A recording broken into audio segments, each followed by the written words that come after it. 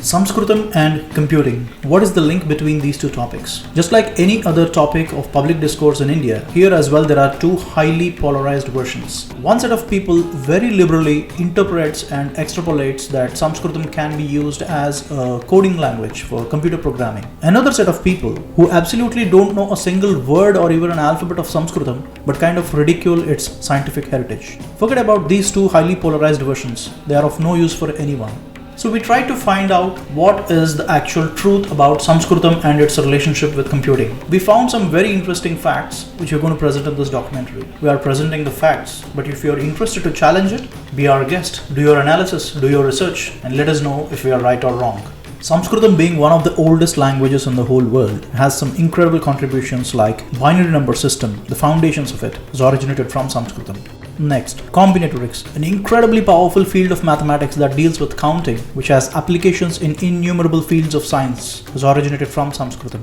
And the third field is computational linguistics, or the speech recognition. This is an area of research where Sanskritam is being studied for its linguistic properties, improvising the natural language processing techniques. We just chose these three areas of contribution from Sanskritam, but there are a lot many other as well. Here we are looking at Sanskritam only as a language.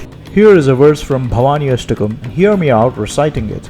Na tato, na mata, na bandhur, na data, na putro, na putri, na bhrutyo, na bharta, na jaya, na vidya, na vruptir, mamaiva, gatistvam, tvameka bhavani. If you observe, the letters in black take less time to pronounce, and the letters in red take more time to pronounce. Let me repeat.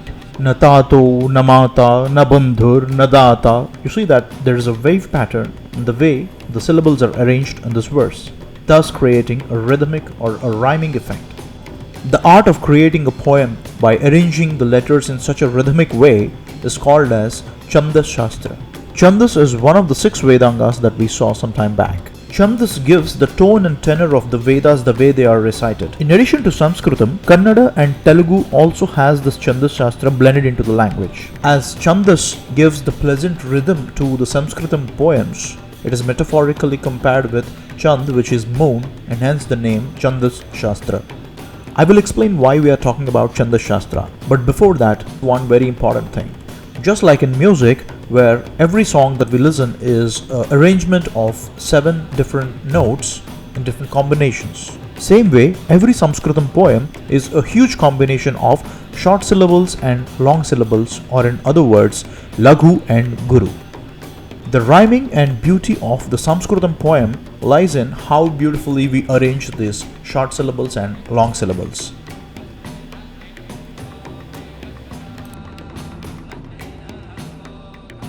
Chandas Shastra, written by Pingalacharya, historically dated to be around 200 to 300 BC, gave certain algorithms to derive the way we can arrange these Guru-Laghu combinations in a Sanskritam poem.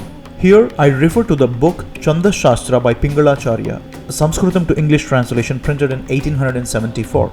Pingala gives 3-step algorithm as Dvikaglav, Misraucha and Prudagla Mishra. Let us see what they mean.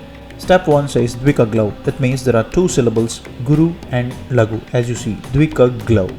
Second step of the algorithm says Misraucha, which means mix themselves. Take Laghu and Guru and mix ones with Laghu, and take Laghu and Guru again and mix ones with Guru. Then you have Laghu Laghu, Guru Laghu, Laghu Guru and Guru Guru. And in step 3 it says Prudagla Mishra, which means mix themselves again. Basically repeat step 2. Take step 2 result, mix ones with Laghu, and take step 2 result again and mix ones with Guru. So that will give you Laghu Laghu Laghu, Guru Laghu Laghu, Laghu Guru Laghu, and so on. All these 3 combinations. Take this result set, and if we take Laghu as 1 and Guru as 0, this notation, this triplets what we are having here is nothing but the 76543210 of a binary number system. World's oldest written record of binary numeral system, Chandas Shastra, Chapter 8, 20, 21, 22 sutras given by Pingalacharya. Now let me show you how to practically apply these algorithms of Pingala. If you want to construct a 3-lettered word as part of a poem. Let's say I want to write a 3-lettered word as part of a poem. I can write in a combination of all laghus. For example, na, ya, na, nayana. All 3 take less time to pronounce as they are laghus. Another possibility is Laghu Laghu Guru as Sa Ra La. Sarala. Another possibility is Guru Laghu Laghu like Bharata and so on. Further in Chanda Shastra, Pingala says that the number of ways in which you can write an n-lettered word is 2 to the power of n. For instance, we can write a 3-lettered word in 2 raised to the power of 3, which is in 8 different ways. Same way, a 4-lettered word can be written in 2 raised to the power of 4, which is 16 different ways, and so on. This formula of 2 to the power n is the basis for expressing any kind of data in terms of binary digits of 1 and 0. The binary number system as we use today is credited to Gottfried Leibniz, a German mathematician of 17th century. You can see his paper here where he published the binary number system back in 17th century. However, mainstream academia admits that binary number system was well known to the people across the world centuries before Gottfried himself. While there is no written record about Leibniz getting inspired from Pingala's work, but those were the days when spice trade was at its peak from India to European nations. And not just wealth from India, but also the knowledge sources like these from India who's also got transferred from India to Europe. And I'm not speculating that he got inspired from Pingala's work, but there is another written evidence about another branch of mathematics where Gottfried Leibniz shares the credit along with an Indian mathematician called Madhava. Check about Gottfried Leibniz and Madhava's infinite series. That is the foundation for calculus, and Madhava predates Gottfried Leibniz by hundreds of years. Unfortunately, the credit of calculus is given only to Leibniz and Newton, while Madhava predated both these mathematicians hundreds of years before, defining and disrupting the field of calculus. If you're more interested, read about the history of how binary number system originated, and you will end up with Pingala. This binary number system is the very basis for assembly level programming of your microprocessors, which is the very heart and soul of computing in the devices that we are using today, and the rest is history. Or in very simple words, the reason why your pen drives are only 32 GB and 64 GB is because of Pingala's 2 to the power of n formula of binary number system. And that is the link between Sanskritam and computing. That's about the binary number system. Now let's see how Sanskritam contributed to the Combinatorics. This is the most exciting and most interesting part of this entire documentary.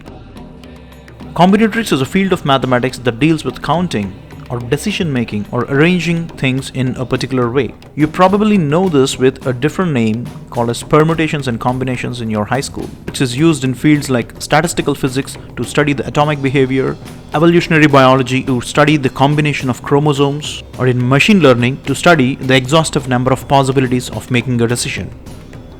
It is quite easy to understand combinatorics. Say you have 3 t-shirts and 2 jeans. In how many different ways can you dress up yourselves? It's quite easy. It's 6.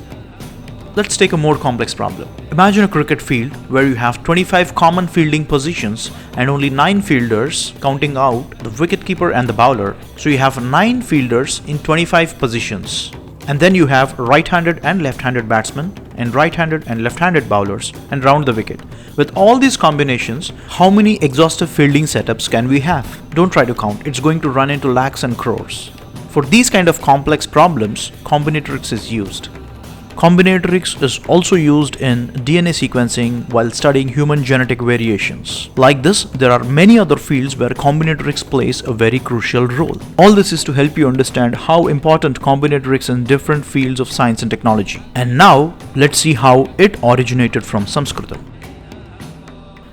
Let's take Bhavani Ashtakam poem again. Just like how we arrange the fielders on a cricket field to get the best result, same way, syllables are to be arranged in such a beautiful way that they sound very pleasant to hear. For this arrangement, Pingalacharya gave 6 algorithms: Prastara, Nashtam, Uddishtam, Lagakriya, Sankhya, Advayoga. The first one, Prastara, is what we saw in the binary numeral system. And now let us see Lagakriya, which defines the combinations. We have to go back to Pingala's Chanda Shastra again. This is a lengthy algorithm and I'm going to cover directly in English. If you want, you can pause and read the word-to-word translation that is given in Sanskritam. First, draw 1 square, and just below that, draw 2 more squares in such a way that half of it overlaps with the above, just like it's shown here. And then repeat the process at the 3rd row again with 3 squares. And repeat the process again with 4 squares like it's shown here, and continue the process to a certain level. Say for example 4 levels here we assume. In the topmost square write 1, and then in the next level write 1 and 1 again, and in the third level write 1 in the extreme boxes and leave the middle one empty, and the middle one should be a sum of the above two. So here 1 plus 1 is 2. Same way for the third level, write 1 in the extremes and add the number above into the boxes, like 1 plus 2 is 3, 2 plus 1 is 3. This arrangement of numbers is called as Meru Prastara. I was speechless when I first read this because this is called as Pascal's triangle in today's world, written by Pingala back in 200 BC and reinvented by Pascal in the 17th century. I'll explain how Meru Prastara became Pascal's triangle, but that's not the important point. What's rather important is to understand the mathematical features of this arrangement of numbers. Firstly, the name Meru Prastara metaphorically represents the Mahameru Yantra of Sri Chakra. Let's not get much into this topic, but I'll briefly explain what it is in a little while. Let us understand why Pingala gave this numerical arrangement of numbers. Let's take a simple problem. Say if you have 5 coins, in how many ways we can get only 2 heads and 4 tails? In how many different ways can I get these combination? We can just write it down. We can just look up this Meru Prastara table to solve this problem. We have 6 coins, so we have to go to row number 6, R6, and then the first box represents 0 heads and 6 tails. That's in one way. You can have 0 heads and all tails in just one way, so that's 1. And the second box says 6, so basically the 6 is 1 heads and 5 tails in 6 different ways. And the third one says 2 heads and 4 tails in 15 different ways. So the answer to the question is, it is in 15 different ways that we can get 2 heads and 4 tails. So basically Meru Prastara is just a lookup table of numbers in terms of how can we play with different combinations.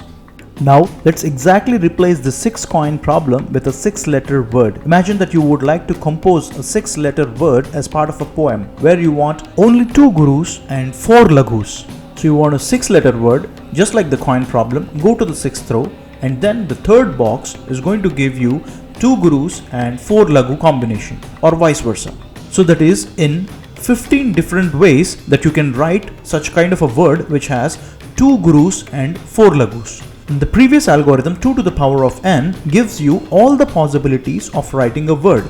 Here in a 6-letter word, 2 power 6 is 64. That means you can write in 64 different ways, irrespective of how many laghus or how many gurus are there. A 6-letter word can be written in 64 different ways.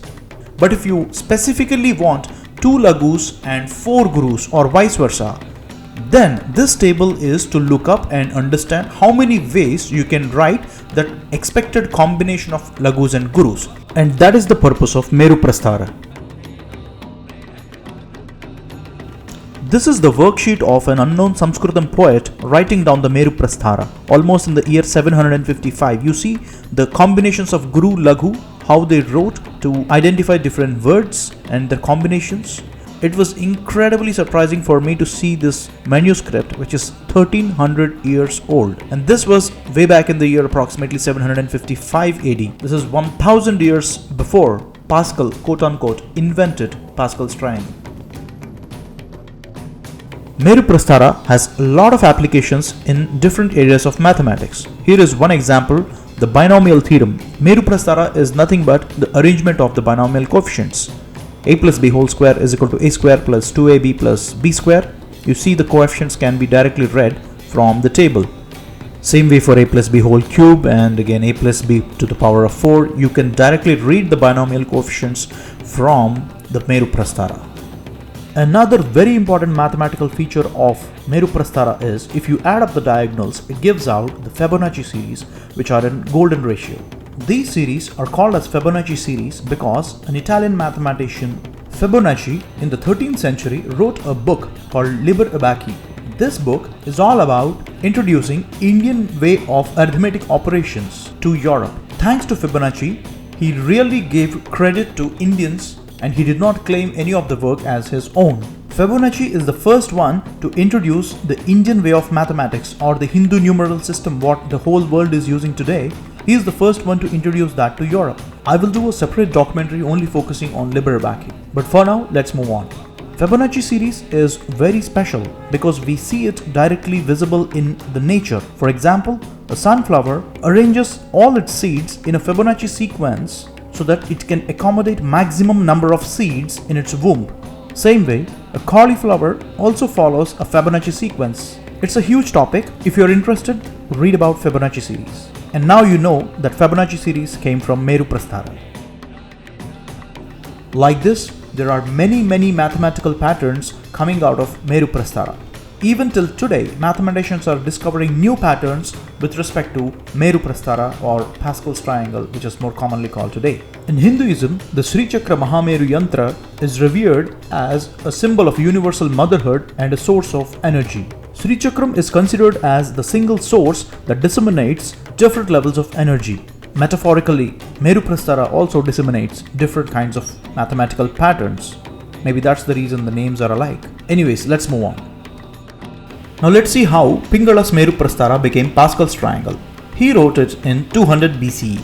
It was eventually translated by Omar Khayyam, a Persian mathematician in 11th century, a Chinese mathematician Yang Hui in 13th century, and Niccolò Tartaglia, an Italian mathematician in 16th century, and finally by Blaise Pascal from France in 16th century. This is a classic example of how the knowledge originated in India traveled across the world, contributing to the betterment of humanity. Let me be very clear on one aspect here. I'm not saying that the human intellect is a property of Indians. No, that's absolutely nonsense. My only point is the credit should be given to where it rightfully belongs to. Period. If we roll all the way back to Shiva Sutras, that's where we started. So Shiva Sutras gave birth to the 4 Vedas: Rig Veda, Samaveda, Atharvana Veda and Yajur Veda.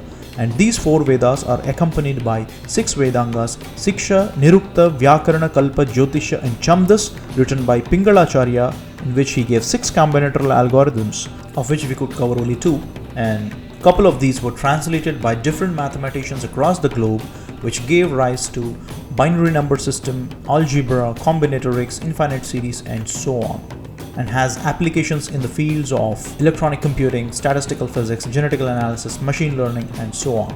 So this is the end-to-end picture of how Shiva Sutras, which is the very basis of human speech, an art form, Sanskritam, which has given rise to all these mathematical and technological advancements that we are having today. This is no exaggeration. You can check each and every aspect of it for yourself. And there comes the third and the last contribution of Sanskritam to technology, which is in computational linguistics or speech recognition. Computational linguistics is a technology which deals with human speech recognition. Your Siri, Google Home, Alexa, all these are the voice assistants that run on computational linguistics. The very fundamental of computational linguistics is natural language processing. That means to understand what we are speaking, the machine should be able to understand what we are speaking and respond accordingly. This is an area where there has been some research on Sanskritam for its linguistic properties. There are certain linguistic properties of Sanskritam that sets it apart from any other language in the world. For instance, you can write Sanskritam in the shortest of the form called as a sutra format. So it is a ciphered format that you can write a huge message condensed into a very small format. Here is an example that we are seeing in Panini's Ashtadhyayi. The entire Panini's Ashtadhyayi is written in a sutra format. The rules are very condensed, at the same time very deep in its meaning. Also, Sanskritam has certain special properties, like it can create new words by fusing existing words, which is called as Sandhi. Like this, there are many properties of Sanskritam which are making it a special language to see how can we derive cues from its traits and make the natural language processing more effective. In the year 1985, a NASA engineer published a white paper on Sanskritam and its role in artificial intelligence, which is natural language processing.